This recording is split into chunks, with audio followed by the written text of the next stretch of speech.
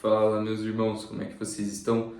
Sejam bem-vindos a mais um vídeo e hoje vamos então para mais informações bíblicas, na qual eu lerei alguns versículos com vocês e eu quero que vocês interajam aqui falando as suas opiniões, né? Então, nós temos visto todos os sinais, né, nos céus e na terra em relação à volta do Messias e os sinais do fim dos tempos. E dessa forma, eu gostaria de trazer esse versículo aqui que me chamou a atenção, né? Então, nós já sabemos que a vinda do Messias, o retorno, será como nos dias de Noé. Mas, aqui em Lucas 17 também é falado sobre os dias de Ló. Então, olha que interessante. Como também, da mesma maneira, aconteceu nos dias de Ló. Comiam, bebiam, compravam, vendiam, plantavam e edificavam. Mas no dia em que Ló saiu de Sodoma, choveu do céu fogo e enxofre, e os consumiu a todos. Assim será no dia em que o Filho do homem há de se manifestar. Então, logo em seguida é falado sobre: digo-vos que naquela noite estarão dois numa cama, um será tomado e outro será deixado. Então, assim, se eu não me engano, o irmão Rômulo até tem uma explicação para isso, e alguns irmãos pós-tribulacionistas têm explicações, né? Existem interpretações, né? Coisas bíblicas que não há espaço para interpretação e outras que deixam espaço. E por mais que eu não fale grego, não fale hebraico, para mim é uma coisa meio... vamos parar para pensar aqui, tá? Em conjunto. Então, nos dias de Noé, o que aconteceu?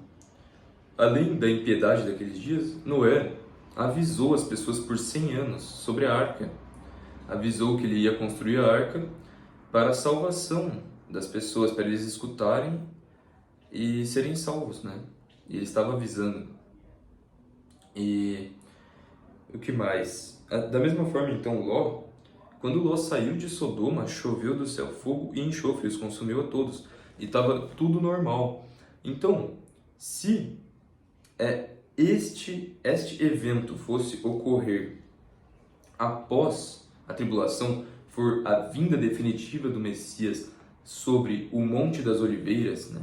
Naquele momento em que Israel estiver cercada de exércitos e eles, enfim, clamarem pelo verdadeiro Messias, né? Porque o anticristo vai ter descumprido o tratado de paz, e Israel vai estar assim sem esperança, né?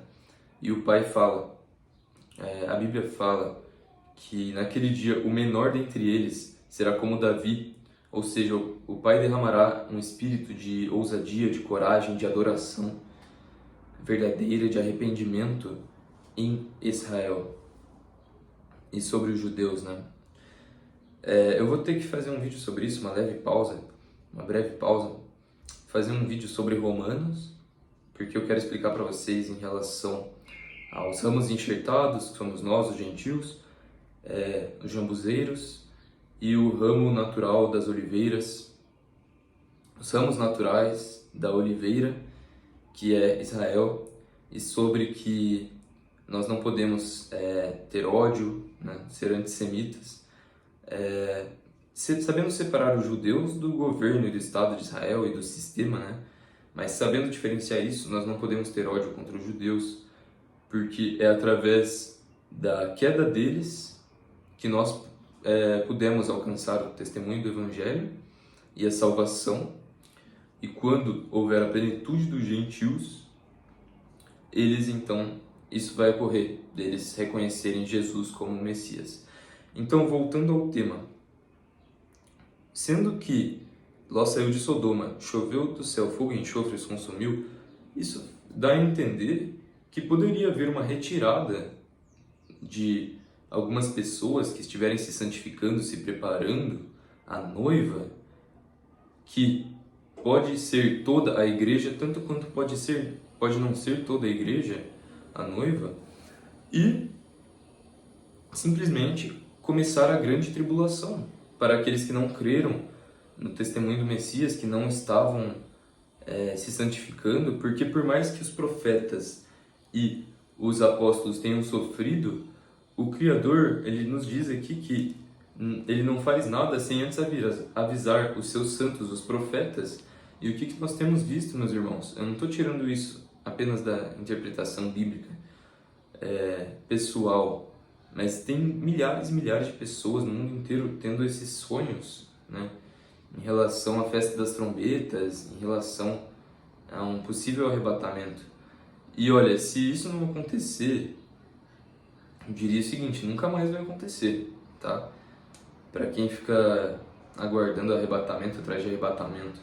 A única coisa que me chamou a atenção nessa situação foram aquilo que eu falei num outro vídeo, todas as questões matemáticas que bateram, sabe?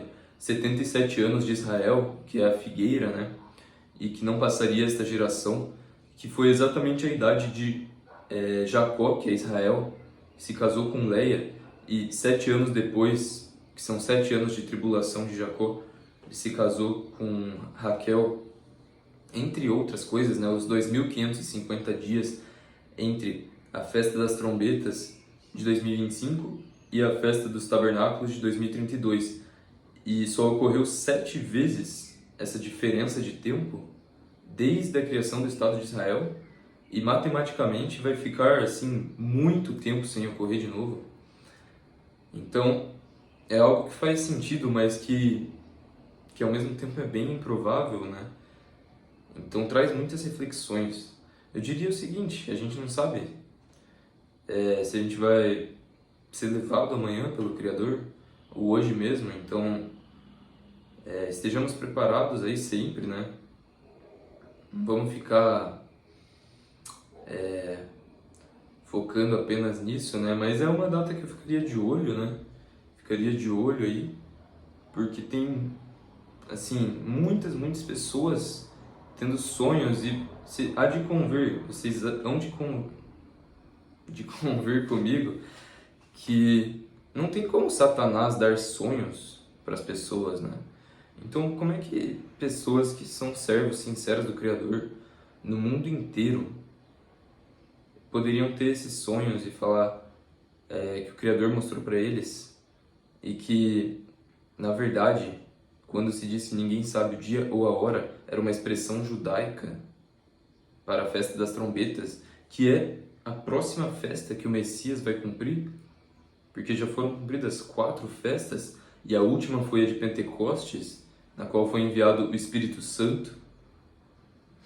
Então, assim, se ele vai cumprir algo, né, na festa das trombetas, porque as festas são sombras das coisas futuras, e ela é a 5ª festa, a próxima, e tem todos esses fatores perfeitos, biblicamente, para isso ocorrer. Há espaço para interpretação.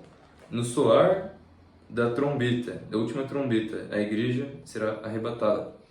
Eu não estou falando que Jesus vai voltar, porque a volta de Jesus é só uma, a segunda vinda.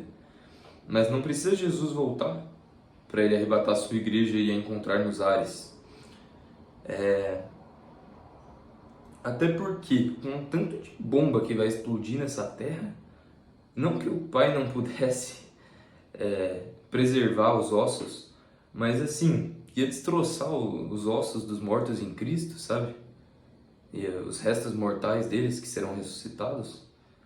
É óbvio que nós teremos o nosso corpo glorificado, não é necessário o corpo carnal físico.